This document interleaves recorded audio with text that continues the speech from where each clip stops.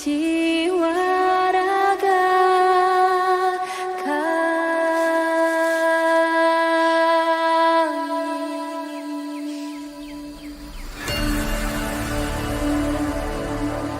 Indonesia is the most beautiful land in the universe. The land where we were born. The nation where we grew up. So many colors that live together in peace. With a million timeless treasures. With an abundance of natural wealth. Indonesia is not just wonderful.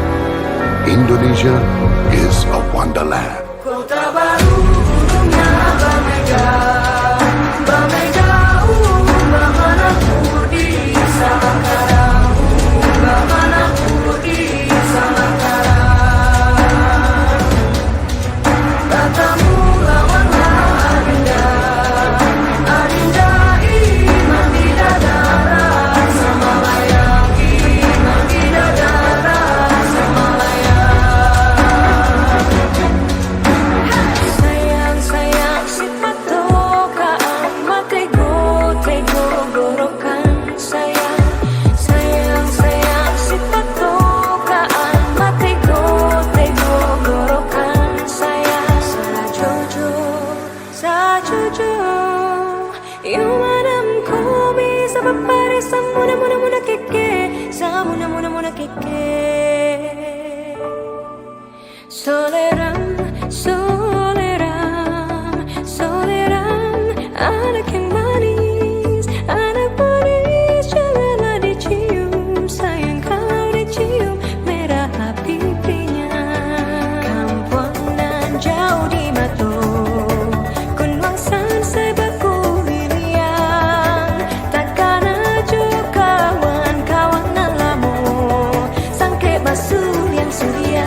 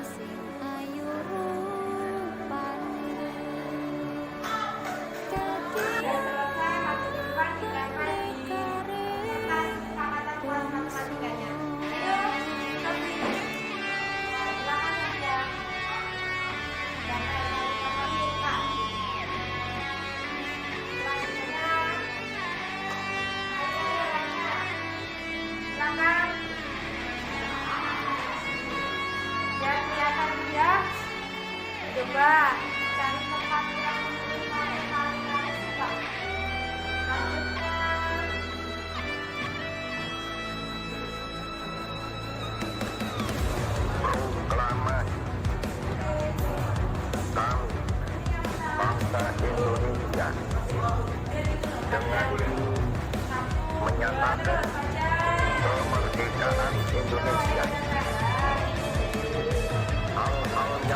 mengenai pemindahan kekuasaan dan lain-lain penyelenggaraan dengan cara saksama dan dalam tempo yang bersifat singkatnya.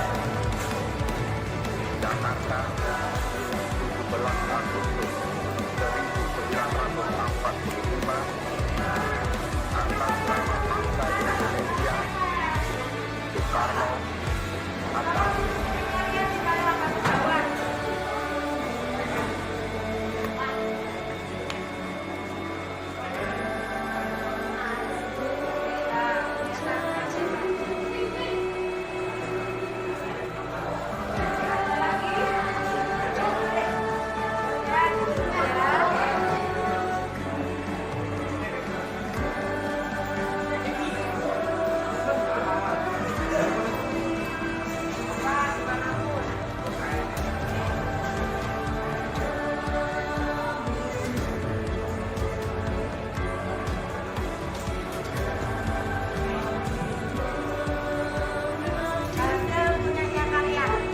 Dilarang beli makanan saat jam pelajaran. Berarti sudah kesepakatan ya.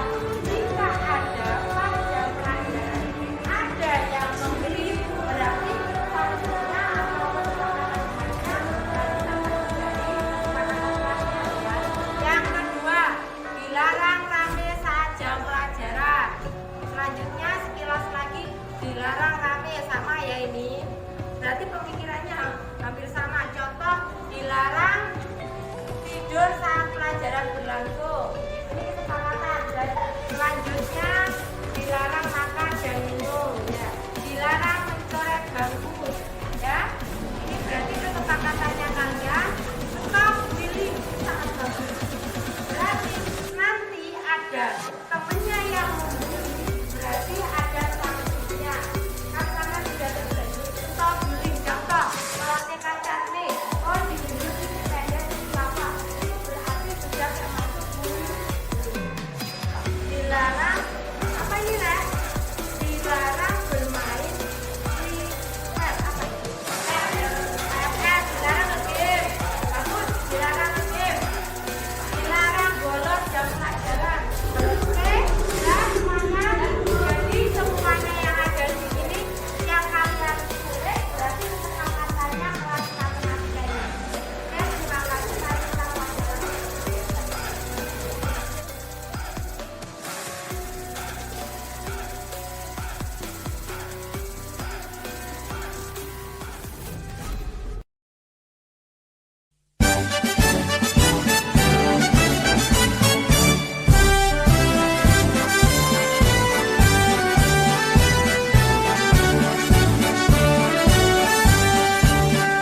Bulatkan tekad, kuatkan hati. Negeri ini memanggilmu kawan.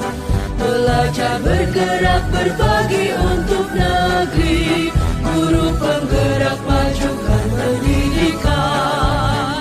Guru penggerak menghamba pada murid. Kreatif, rancang pembelajaran. Hargai potensi, tingkatkan prestasi. Lahirkan profil pelajar Pancasila. Belajar, bergerak, berbagi untuk negeri. Kita menjalin kolaborasi. Belajar, bergerak, berbagi untuk negeri. Demi bakti pada Ibu Pertiwi.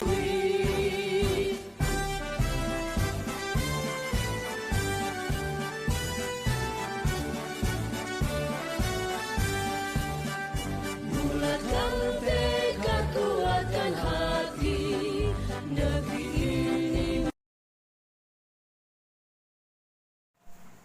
Yang terhormat Bapak Kepala Sekolah, Bapak Dr. Andes Handono Triwidodo.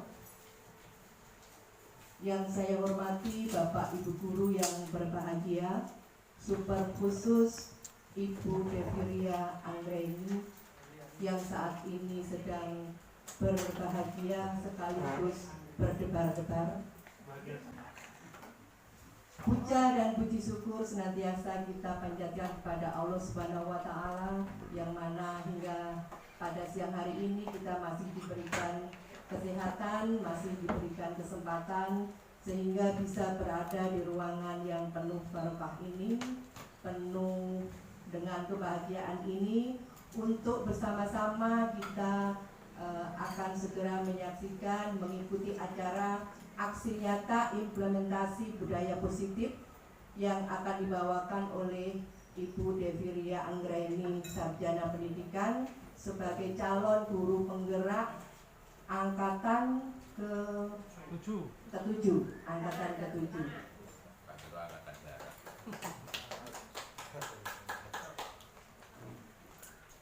Pertama-tama saya sampaikan terima kasih atas kehadiran Bapak Ibu semua, atas kesediaannya untuk turut hadir menyaksikan acara yang diselenggarakan oleh Ibu Deviria. Tak lupa sholawat dan salam kita panjatkan, kita haturkan kepada teladan kita Nabi Muhammad SAW yang sudah membawa kita dari zaman kegelapan ke zaman yang terang benderang. Baik Bapak Ibu, untuk acara aksi nyata yang akan segera kita mulai ini, susunan acaranya sebagai berikut. Yang pertama, sambutan dan penyampaian dari Bapak Kepala Sekolah. Yang kedua, penyampaian sekaligus presentasi yang akan disampaikan oleh Ibu Deviria Anggraeni, yaitu tentang implementasi budaya positif. Kalau nanti masih ada waktu, masih ada kelonggaran waktu, masih tersisa waktunya, kita juga akan memberikan kesempatan kepada Bapak Ibu untuk melakukan tanya jawab. Yang terakhir adalah penutup.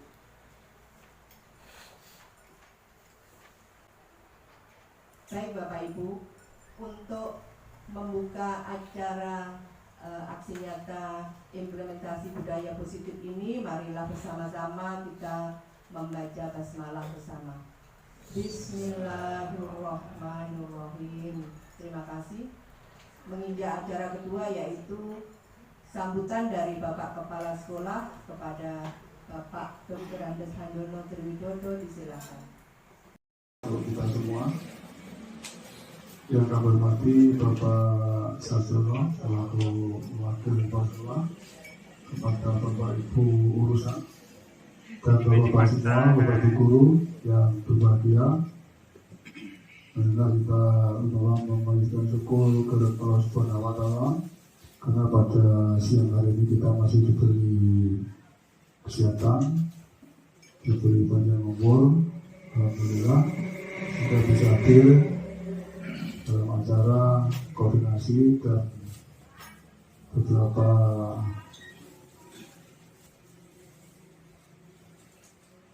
dari KM yang diberikan oleh Bu Devi. Ibu sekalian yang berbahagia, yang pertama kami sampaikan terima kasih kepada yang sudah kita tunggu-tunggu, acara aksi nyata implementasi budaya positif yang akan dibawakan oleh Ibu Deviria Anggraeni, SPD, sebagai calon guru penggerak angkatan ke-7, dipersilakan.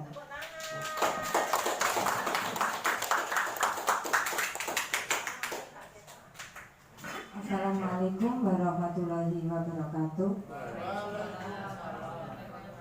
Selamat siang dan salam sejahtera untuk kita semua. Yang terhormat Bapak Kepala SMP Negeri 3 Muncak, Bapak Dr. Andes Handono Triwidodo, yang saya hormati Bapak Ibu Guru SMP Negeri 3 Muncak. Saya ucapkan beribu-ribu terima kasih untuk Bapak Handono telah mengizinkan saya berdiri di sini dalam kegiatan implementasi budaya positif aksi nyata calon guru penggerak angkatan ke-7. Dan yang kedua, saya ucapkan terima kasih kepada Bapak Ibu guru yang hadir di sini, telah bersedia hadir di sini walaupun dalam keadaan lelah, lapar, dan mengantuk. Untuk menyelesaikan aksi nyata saya, yaitu modul pertama yang dapat saya selesaikan. Jika saya tidak dapat menyelesaikan aksi nyata yang pertama ini, berarti saya dianggap belum selesai di tahap ini. Jadi saya mohon bantuannya untuk pemahamannya. Yang kedua, jika ilmu itu saya simpan sendiri, nanti itu tidak bermanfaat. Jadi saya hanya sedikit ilmu yang saya dapatkan dari guru penggerak, pendidikan guru penggerak ini hanya sekelumit dari yang saya tahu.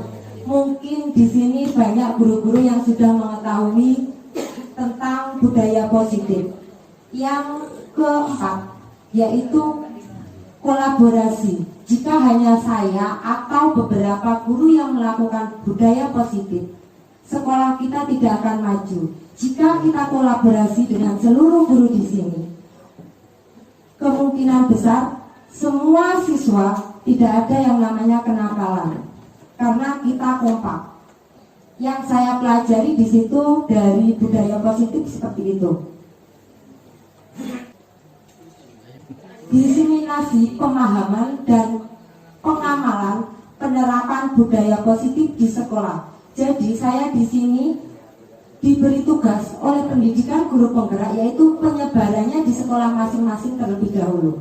Jadi di sini saya menyebarkan ilmu yang tentang budaya positif seperti yang saya gambarkan ini, yaitu budaya positif seperti sholat duhur itu termasuk budaya positif, yaitu bersalaman, bersapa dengan guru dengan kalimat sopan, dengan kata-kata yang santun, itu termasuk budaya positif.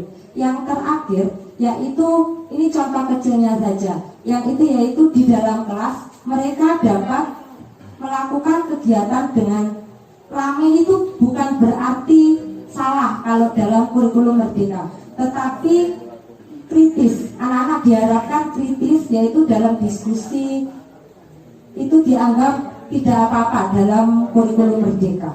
Selanjutnya, dalam budaya positif yang saya pelajari dalam pendidikan guru penggerak, yang pertama yaitu perubahan paradigma belajar. Jadi paradigma kita itu harus dirubah kalau di kurikulum Merdeka. Yang pertama, hanya guru saja yang ngomong, tetapi kalau di perubahan paradigma belajar di kurikulum Merdeka itu berubah. Yang kedua yaitu disiplin positif. Yang ketiga, motivasi perilaku manusia. Jadi kadangkala kenakalan anak itu motivasinya itu apa, di sini kita singgung. Yang keempat yaitu kebutuhan dasar manusia. Yang kelima, posisi kontrol restitusi. Yang mungkin yang ini tidak asing, yaitu keyakinan kelas. Di kelas 7 semuanya kelas mungkin sudah melakukan, yaitu keyakinan kelas. Yang terakhir itu segitiga restitusi. Jadi jika ada anak bermasalah, kita tanya dulu. Kalau yang tentang yang terakhir ini, lanjut. Perubahan paradigma stimulus respon berubah ke teori kontrol. Jadi sepertinya kita sekarang menggunakan stimulus respon, kita rubah ke teori kontrol. Yang pertama, stimulus respon itu kita mencoba mengubah orang agar berpandangan sama dengan kita. Jadi kita itu, kayak saya guru matematika, target saya anaknya segini, padahal kemampuan anaknya segini. Jadi kita harus menurunkan grade-nya kita, seperti itu. Teori kontrol atau teori pilihan, kita berusaha memahami pandangan anak tersebut. Jadi pandangan anak itu seperti apa, kita melihat dunianya mereka. Selanjutnya, perilaku buruk dilihat sebagai suatu kesalahan kalau menggunakan stimulus respon. Tetapi jika menggunakan teori kontrol, semua perilaku memiliki tujuan. Jadi anak nakal itu apa sih tujuannya, atau latar belakangnya seperti apa. Selanjutnya, orang lain bisa mengontrol saya kalau stimulus respon seperti itu. Contohnya si A itu bisa dikontrol karena dia mau dikontrol. Tetapi kalau pakai teori kontrol, hanya Anda yang bisa mengontrol diri Anda. Jadi dia hanya bisa mengontrol dirinya sendiri untuk melakukan itu salah atau benar. Selanjutnya, saya bisa mengontrol orang lain. Sebenarnya teori kontrol tidak menggunakan itu, yaitu Anda tidak bisa mengontrol orang lain untuk menjadi baik atau menjadi buruk. Pemaksaan ada pada saat bujukan gagal. Yang berikutnya, kolaborasi dan konsekuensi menciptakan pilihan-pilihan baru. Berarti kita harus berkolaborasi dalam menyelesaikan masalah tentang siswa. Yang berikutnya, model berpikir menang atau kalah. Itu berarti menang atau kalah, berarti intinya kalau anak menjadi korban, yang satunya tersangka, itu yang satu menang, yang satu kalah. Karena yang satunya itu sama gurunya direspon, yang satunya dilakukan bersalah. Sebenarnya itu salah kalau dalam pembelajaran teori kontrol. Yang benar itu adalah dua-duanya dikasih pertanyaan yang kurang kencang. Jadi kita mengiming-imingi jajan di depan itu sebenarnya juga tidak boleh, karena itu juga termasuk menghukum anak tersebut. Jadi jika anak tersebut motivasinya dari luar karena menginginkan makanan tersebut, berarti itu termasuk menghukum anak tersebut. Jika dihukum itu bentuk kekerasan, tetapi jika penghargaan itu bentuk secara tidak langsungnya, ini menghukum anak tersebut. Dan jangkanya tidak panjang. Menghargai mengurangi ketepatan. Jadi anak tersebut jika tidak mendapatkan hadiah, berarti dia tidak mau mengerjakan. Apa itu restitusi? Restitusi adalah proses menciptakan kondisi bagi murid untuk memperbaiki kesalahan mereka, sehingga mereka bisa kembali pada kelompok mereka. Berarti intinya restitusi itu kita menanyakan. Contohnya yang kemarin anak saya adalah, tetapi dua-duanya kita harus menanyakan secara rinci apa kesalahan dari masing-masing. Itu berarti namanya restitusi atau prosesnya. Ini adalah bedanya hukuman dan konsekuensi. Hukuman yaitu sesuatu yang menyakitkan harus terjadi. Yang konsekuensi sesuatu harus terjadi. Di sini kalau konsekuensi itu contohnya anak air dimasukkan di temennya, jahil kayak gitu. Konsekuensinya anak tersebut bajunya basah. Ketika mendengar kata disiplin, apa yang terbayang di benak Bapak Ibu guru? Teratur. Menaati peraturan. Sesuai proses. Oke, di sini yang saya pelajari adalah kebanyakan orang akan menghubungkan kata disiplin dengan tata tertib, teratur, dan kepatuhan pada peraturan. Kata disiplin juga sering dihubungkan dengan hukuman. Padahal itu sungguh berbeda, karena belajar tentang disiplin positif tidak harus dengan hukuman. Justru itu adalah salah satu alternatif terakhir dan bila perlu tidak usah dipergunakan. Dalam budaya kita, makna disiplin menjadi sesuatu yang seseorang pada orang lain untuk mendapatkan kepatuhan. Kita cenderung menghubungkan kata disiplin dengan ketidaknyamanan. Kata disiplin berasal dari bahasa Latin yang artinya disiplina, yang artinya belajar. Dalam bahasa Latin, disiplin itu artinya belajar. Sebagai pendidik, tujuan kita adalah menciptakan anak-anak yang memiliki disiplin diri, sehingga anak tersebut berperilaku dengan mengacu pada nilai yang timbul dari diri sendiri. Didik menjadi fokus utama pendidikan. Bahan ajar bersifat kognitif atau sesuai dengan perkembangan ilmu dan pertumbuhan masyarakat. Sehingga sekarang anak-anak yang sering menggunakan HP itu berarti kita manfaatkan untuk pembelajaran, jangan sampai untuk mengegame aja. Intinya pembelajaran paradigma baru seperti itu. Yang saya maksud dengan motivasi intrinsik yaitu untuk menghindari ketidaknyamanan. Kadang anak itu tidak hukuman. Sedangkan motivasi intrinsik yaitu juga cakap buat memerintah diri sendiri. Artinya kita juga bisa harus sesuai dengan kurikulum, tidak hanya monoton dengan paradigma yang lama. Motivasi perilaku manusia itu ada 3. Perilaku siswa kita itu ada 3, yaitu motivasinya. Yang pertama untuk penghargaan dari orang lain. Yang ketiga untuk menjadi orang yang mereka inginkan. Jadi yang terbaik kita memilih yang ketiga. Jika yang pertama dan kedua, yang kedua itu berprestasi untuk mendapatkan penghargaan. Kalau yang pertama yaitu menghindari ketidaknyamanan, bahwa pertanyaan Pak Seno. Kelas makin gaduh dan anak-anak pun tertawa melihat Iva di depan kelas memegang itu. Apakah Bapak Ibu Guru setuju dengan tindakan Pak Seno pada Iva? Menurut teori tidak boleh. Menurut teori tidak boleh. Menurut Bapak Ibu Guru, tindakan Pak Seno terhadap Iva sebuah hukuman atau konsekuensi? Hukuman atau konsekuensi? Hukuman. Ya, di sini adalah menurut saya ini adalah hukuman karena tidak menyelesaikan masalah, itu termasuk hukuman. Dihukum oleh penghargaan, artinya di sini bahwa penghargaan berlaku sama dengan hukuman. Jadi kita itu sepertinya hukuman dan penghargaan. Jadi kita mengiming-imingi jajan di depan itu sebenarnya juga tidak boleh, karena itu juga termasuk menghukum anak tersebut. Jadi jika anak tersebut motivasinya dari luar karena menginginkan makanan tersebut, berarti itu termasuk menghukum anak tersebut. Jika dihukum itu bentuk kekerasan, tetapi jika penghargaan itu bentuk secara tidak langsungnya, ini menghukum harus terjadi. Yang konsekuensi sesuatu harus terjadi.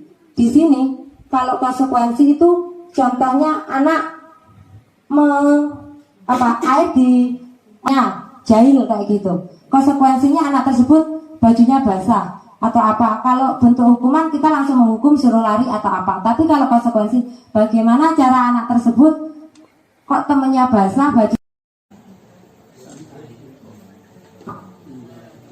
Di sini teori disiplin saya jabarkan seperti ini. Jadi teori disiplin itu ada teori kontrolnya atau teori pilihan, yaitu oleh Dr. William Glasser. Di sini saya membaginya menjadi 4. Yang pertama, Anda tidak bisa mengontrol orang lain, hanya Anda yang bisa mengontrol diri Anda. Jadi orang lain itu walaupun disuruh nggak bakalan mau, karena yang bisa mengontrol hanya dirinya sendiri. Yang kedua, semua berperilaku memiliki tujuan, yaitu mempunyai motivasi, yaitu motivasi intrinsik, motivasi ekstrinsik. Motivasi ekstrinsik yaitu motivasi dari luar. Contohnya menghindari hukuman, terus untuk mendapatkan imbalan. Nanti saya paparkan di bawah untuk penjelasannya. 5 posisi kontrol yaitu penghukum. Yang kedua, pembuat rasa bersalah. Yang ketiga, teman. Yang keempat, pemantau. Yang kelima, manajer. Yang terakhir, nanti kita belajar tentang segitiga restitusi. Di segitiga restitusi yaitu menyetabilkan identitas. Yang kedua, validasi kebutuhan.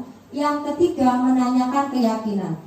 Dari ketiga ini kita berarti mempunyai 5 kebutuhan dasar manusia. Yang pertama, bertahan hidup. Yang kedua, penguasaan. Yang ketiga, kasih sayang dan rasa terima kasih, kesenangan dan kebebasan. Nilai-nilai kebajikan yang universal. Nilai-nilai kebajikan adalah sifat-sifat positif manusia yang merupakan tujuan mulia yang ingin dicapai setiap individu.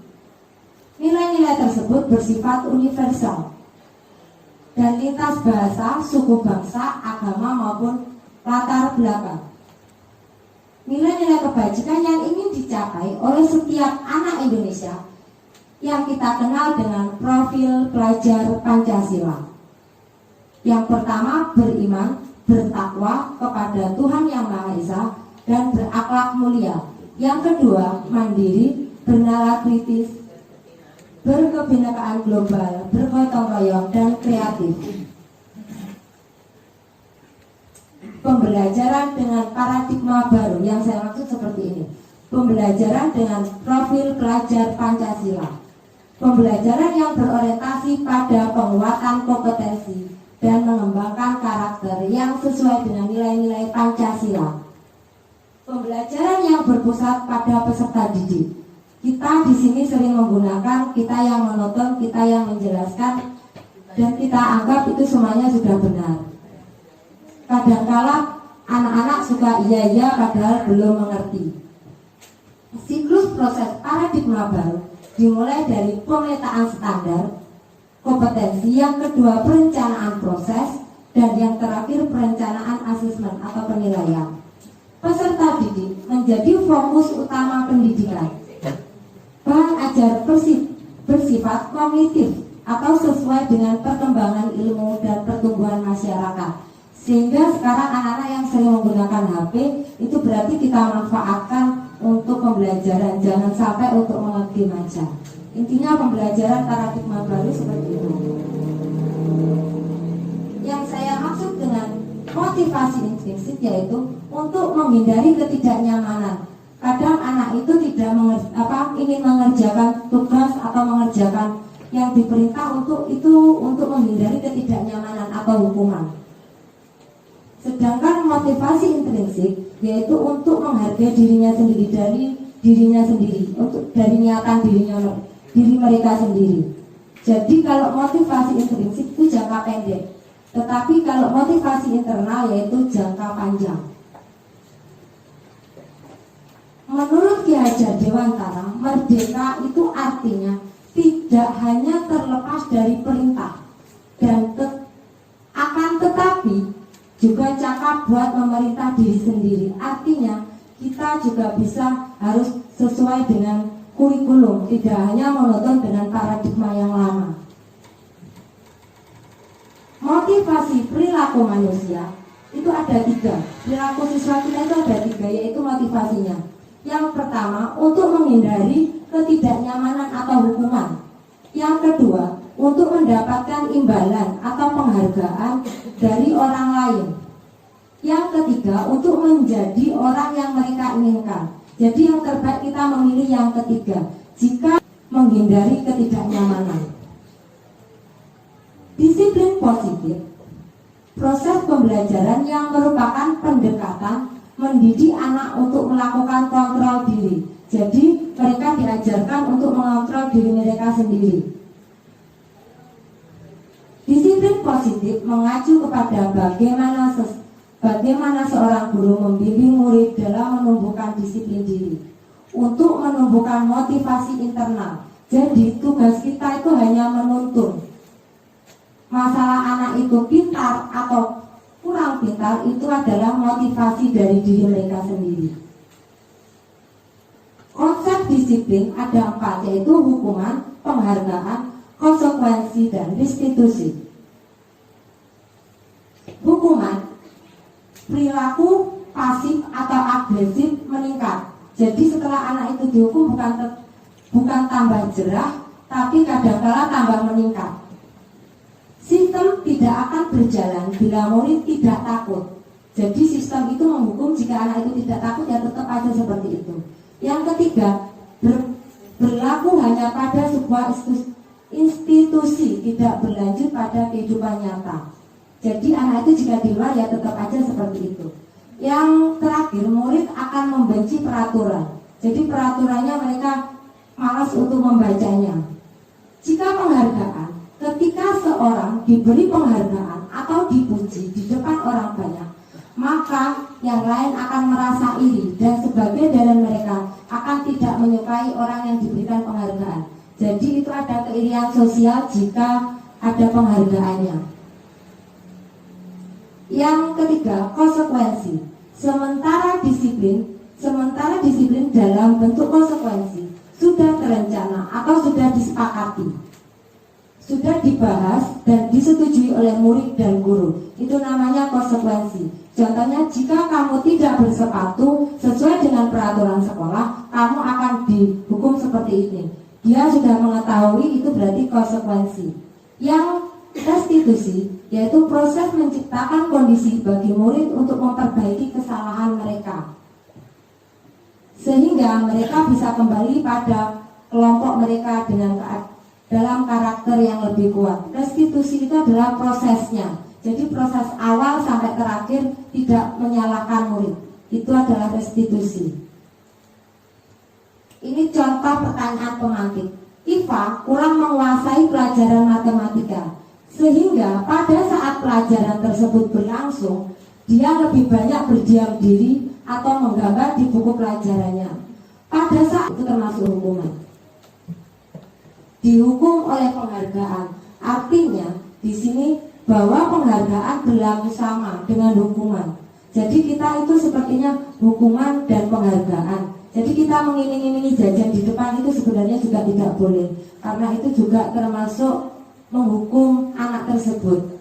Jadi jika anak tersebut motivasinya dari luar karena menginginkan makanan tersebut, berarti itu termasuk menghukum anak tersebut. Jika penghargaan itu bentuk secara tidak langsungnya, ini menghukum anak tersebut, dan jangkanya tidak panjang.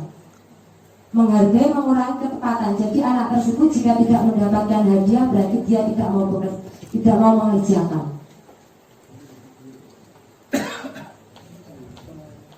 Apa itu restitusi? Restitusi adalah proses menciptakan kondisi bagi murid untuk memperbaiki kesalahan mereka, sehingga mereka bisa kembali pada kelompok mereka. Berarti intinya restitusi itu kita menanyakan. Contohnya yang kemarin anak saya dengan anaknya Bu Rima itu, dua orang yang saling menyalahkan, itu bukan berarti si A si B yang salah, tetapi dua-duanya kita harus menanyakan secara rinci apa kesalahan dari masing-masing. Itu berarti namanya restitusi atau prosesnya. Ini adalah bedanya hukuman dan konsekuensi. Hukuman yaitu sesuatu yang menyakitkan harus terjadi. Yang konsekuensi sesuatu harus terjadi. Di sini kalau konsekuensi itu contohnya anak atau apa. Tapi kalau konsekuensi, bagaimana cara anak tersebut, kok temennya basah, bajunya, apa solusinya? Itu adalah konsekuensinya. Gak pakai baju nanti kalau berbuka. Ini adalah bentuk hukuman, konsekuensi, dan restitusi. Jadi kita bisa membedakan mana itu hukuman, mana itu konsekuensi, dan restitusi. Ciri-ciri restitusi bukan untuk menebus kesalahan, namun untuk belajar dari kesalahan. Memperbaiki hubungan. Tawaran bukan paksaan. Restitusi menuntut untuk melihat ke dalam diri. Dan restitusi fokus pada solusi, pada karakter bukan tindakan. Jadi setiap anak mempunyai karakter yang berbeda-beda. Cara penyelesaiannya pun harus berbeda-beda, tidak dipukul sama rata. Konsep kebutuhan dasar manusia dan dunia berkualitas. Kebutuhan dasar manusia itu yang pertama bertahan hidup ya, seperti kebutuhan primer kita dan sebagainya. Yang kedua kasih sayang dan rasa terima kasih. Yang kesenangan, kebebasan, dan penguasaan. Ini adalah contoh kecil. Pak Julfikar adalah apa itu? Yang baru, kepala sekolah yang baru ditugaskan di SMP Bina Generasi Muda. Sejak kedatangannya di sekolah itu, Pak Julfikar mencoba untuk menyesuaikan diri dengan lingkungan di sekolah tersebut. Sebagian besar guru-guru dapat menerima kehadiran Pak Julfikar. Namun, ada beberapa yang selalu bereaksi negatif pada kebijakannya. Dan dengan frontal mengemukakan di rapat guru mingguan. Salah satunya Pak Malik. Dalam rapat guru mingguan, Pak Malik seringkali mempertanyakan kebijakan-kebijakan yang diambil oleh Pak Julfikar tanpa argumen yang kuat. Rekan-rekannya sesama guru heran dengan perilaku Pak Malik ini karena sebelumnya ia kenal sebagai seorang guru yang selalu mengikuti kebijakan kepala sekolah. Bahkan selama ini cenderung diam bila di rapat guru. Pak Hanafi, sahabat Pak Malik, mencoba mendekati dan menanyakan apa yang menyebabkan ia bertindak seperti itu. Kemungkinan jawaban yang diberikan Pak Malik itu seperti apa? Kadang-kala kan kita, apa sih pertamanya pendiam, kok apa, kok sekarang agresif, itu pertanyaannya. Kadang-kala kita bertanya seperti ini. Kemungkinannya satu, iseng aja karena sebenarnya aku senang lihat website baru ini, kebingungan kalau aku tanya-tanya di rapat itu adalah berarti kebutuhan kesenangan yang ingin diraih oleh Pak siapa tadi, Pak Maliknya. Yang kedua, ya biar dia kenal sama aku dan aku ingin nantinya bisa dekat sama dia, berarti cinta dan kasih sayang. Yang ingin dapat perhatian. Ya, ingin dapat perhatian, jadi pengen dikenal. Yang penguasaan, yaitu saya sebenarnya nggak paham beliau bicara apa tadi, Pak Julfikar, makanya saya tanya-tanya saja, yaitu penguasaan, tidak mengerti. Kebebasan, gaya ngomongnya Pak Julfikar itu menonton sekali, jadi bosan. Dia bertanya kebebasan, jadi dia ingin meluapkan isi hatinya. Yang terakhir adalah keyakinan, yang ini adalah keyakinan kelas. Di sini mengapa kita memiliki peraturan harus menggunakan helm? Bapak Ibu guru menggunakan helm tujuannya untuk apa? Aman. Berarti tujuannya aman kan? Di sini yang kedua, kenapa kita menggunakan peraturan 3M? Berarti kan untuk keamanan juga. Untuk mendukung motivasi intrinsik, itu kan motivasi dari diri sendiri kan. Kalau ingin aman berarti motivasi intrinsik. Di sini keyakinan kelas dibuat dari anak untuk anak, yaitu salah satu disiplin positif yang bisa kita terapkan dalam membangun budaya positif di sekolah. Itu adalah contoh kecil yang saya ambil dari kelas 8A, yaitu kesepakatan kelas yang dibuat oleh mereka sendiri, walaupun kadangkala dari siswa tersebut tetap melanggar peraturan tersebut. Ini adalah keyakinan kelas yang saya ambil dari guru penggerak angkatan 5. Kesepakatan kelasnya seperti ini, yang dibuat oleh mereka sendiri. Ini adalah peraturan, bedanya peraturan dan keyakinan kelas. Jika keyakinan kelas adalah tanggung jawab bersama, tetapi jika peraturan itu harus dilaksanakan. Ini adalah tindakan guru. Saya menanyakan, mencatat 100 kali di dalam buku kalimat, saya tidak akan terlambat lagi karena terlambat di sekolah. Itu termasuk hukuman atau konsekuensi? Konsekuensi. Ini contohnya, saya balik ya jawabannya. Itu termasuk hukuman karena ya itu hukuman karena tidak ada penyelesaiannya. Jika lari mengelilingi lapangan basket 2 kali, itu hukuman karena kita bukan guru olahraga. Menggantikan kertas tugas dengan teman yang dicoret-coret, mengganti kertas tugas itu termasuk konsekuensi sebenarnya. Membersihkan tumpahan air di meja karena tersenggol, membersihkan berarti konsekuensinya. Ini segitiga restitusi, yaitu saya sudah melakukan di kelas saya 7F. Yang pertama yaitu segitiga restitusi seperti ini: menstabilkan identitas, validasi tindakan yang salah, dan menanyakan keyakinan. Di sini guru berkata, jika menstabilkan identitas, guru berkata berbuat salah itu hal yang manusiawi, tidak ada manusia yang sempurna. Bapak Ibu guru juga pernah membuat salah. Kita pasti bisa menyelesaikan permasalahan ini. Bapak Ibu guru tidak tertarik untuk mencari tahu siapa yang benar. Jadi di sini menstabilkan identitas yaitu membuat anak tersebut menjadi stabil emosinya. Berikutnya validasi kebutuhan, yaitu guru berkata, kamu bisa saja kan melakukan hal yang lebih buruk, tapi kamu tidak melakukannya. Itu adalah contoh kecil kalimat-kalimat yang dibuat di validasi kebutuhan.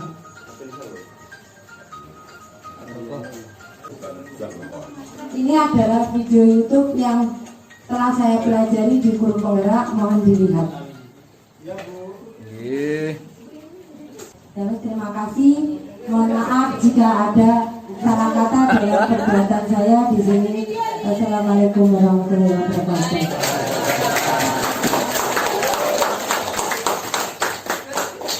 Presentasi budaya positif. Kesempatan kepada dua penanya saja. Dan dalam kurikulum Merdeka, apa yang dipaparkan oleh Mbak Devi tentang kurikulum Merdeka, bukan Pak Devinya, karena tidak sesuai dengan fakta yang ada.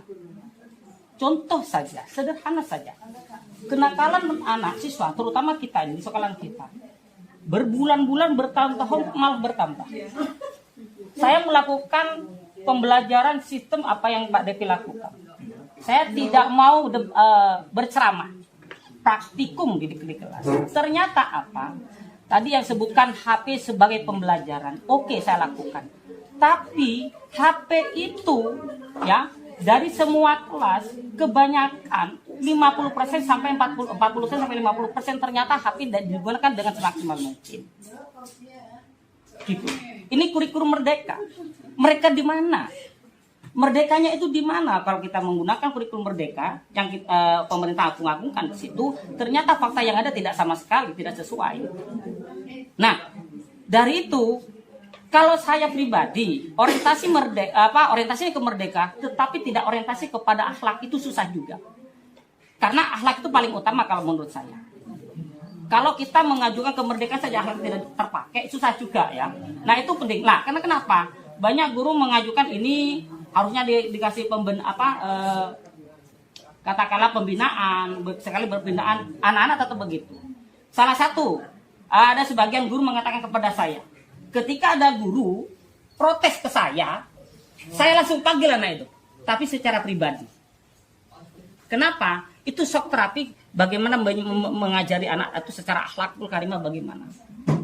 Saya tuh welcome. Ketika ada guru yang memprotes murid anak didik saya katakan, saya marahin dengan bahasa yang baik lah. Tapi saya tekankan memang masih banyak dari siswa ini masih banyak yang nakal dari 1 bulan 2 bulan sampai bertahun-tahun ini nggak selesai sesuai dengan kurikulum Merdeka yang ada di situ. Itu aja sih. Kurang lebihnya mohon maaf. Assalamualaikum warahmatullahi wabarakatuh. Terima kasih untuk Pak Dalam pertanyaannya. Di sini berarti intinya yaitu kenakalan ya. Ya. Di sini jika saya mau pelajarinya yaitu kenakalan pertama itu kadang-kala bukan dari anaknya itu kadang broken home atau dari dasarnya yaitu motivasi belajarnya anaknya itu mulai dari pertama emang tidak ada. Jadi kita itu tidak bisa berdiri sendiri, yaitu ada dukungan, yaitu dukungan sekolah, dukungan guru, seluruh guru, semua guru mata pelajaran, dan dukungan keluarga. Kalau saat ini yang kita lakukan itu adalah hanya guru yang mayoritas guru itu semuanya lakukan di sekolah itu hanya guru, tetapi kenyataannya di rumah itu orang tua hanya tumpuan. Yang penting saya sekolah menyekolahkan anak, yang penting pintar. Padahal itu dukungan terbesar itu seharusnya keluarga. Jadi dukungan keluarga, terus dukungan guru, seluruh guru sebenarnya. Jadi nggak hanya 1 atau 2 guru memarahi atau anak itu dikasih wawasan, tapi seluruh guru harus memberikan wawasan. Jadi menumbuhkan motivasi intrinsik dari dirinya untuk berubah. Jadi kalau motivasinya itu dari orang lain, anak itu kembali lagi ke titiknya lagi, ke kenakalan lagi. Tetapi jika motivasinya itu dari dirinya, itu kemungkinan bisa. Tapi proses untuk menjadi motivasi anaknya itu muncul kesulitan kita itu sebenarnya. Jadi dari dasarnya kita harus menggali prosesnya dari keluarga, dari anaknya itu bagaimana, kok bisa anak itu nakal, broken home atau kekurangan, atau butuh kesenangan, atau kebutuhan tadi. Sebenarnya itu adalah kesalahan kita semua, yaitu kesalahan keluarga, nggak hanya anak itu sendiri. Apakah butuh tambahan lagi? Pak Dalam penjelasan dari saya. Kalau solusi terbaiknya bagaimana itu? Solusi terbaik dari saya yaitu kebijakan dari sekolah, keluarga, dan guru tersebut. Jadi semua pihak harus saling gotong royong. Gimana? Ya, terima kasih. Itu tadi jawaban dari Ibu Ria Deviriani. Saya hanya katakanlah menambah motivasi. Saya sudah menyampaikan terima kasih sekali karena Bu Devi ini memelopori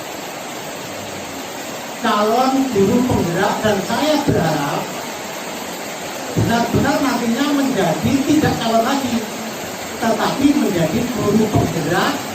Dan saya berharap benar, terutama yang muda-muda, ini jangan takut bayang-bayang, wah tugasnya tak dapat, untungnya tidak ada apa-apanya. Semua tidak ada yang rugi. Nah, jadi yang muda sekali lagi harus berusaha mengikuti jejak Bu Devi. Oh, nggih, Pak. Nah, saya kira itu saja dari saya, karena waktunya sudah habis. Assalamualaikum warahmatullahi wabarakatuh. Terima kasih kepada Bapak Dr. Andes Sugiono yang sudah menambahkan sekaligus memberikan pencerahan, memberikan motivasi dan dorongan khususnya kepada Bapak Ibu guru yang masih muda, yang masih berkata, yang masih energi, yang masih siap untuk tetap berkarya.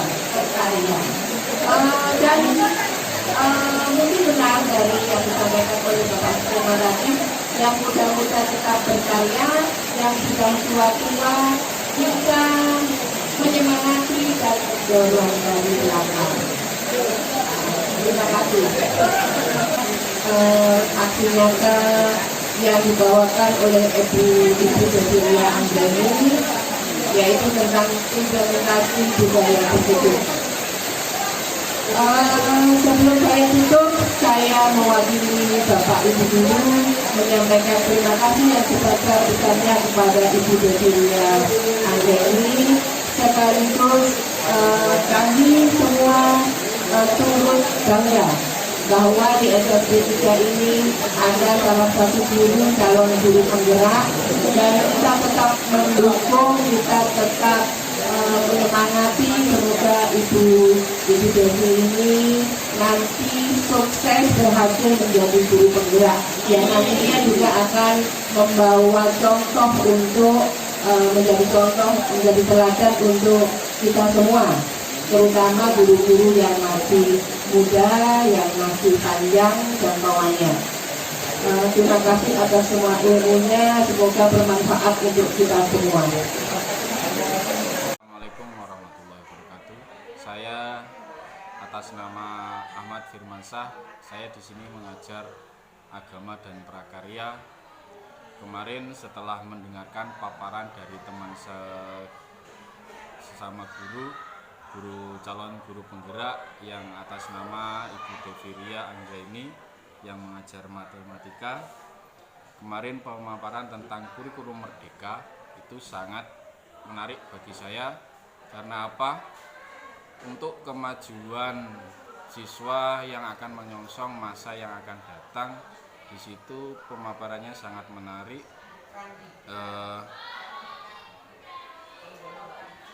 Dalam hal tentang siswa dan siswi, perlu adanya, menurut saya di situ pemahaman, perlu adanya pendekatan secara emosional dan lebih tepatnya mengetahui sifat-sifat anak didik kita, dan perlu adanya mengetahui seluk-beluk tentang kehidupan, entah itu di keluarga, di masyarakat, ataupun di kelasnya, bagaimana mereka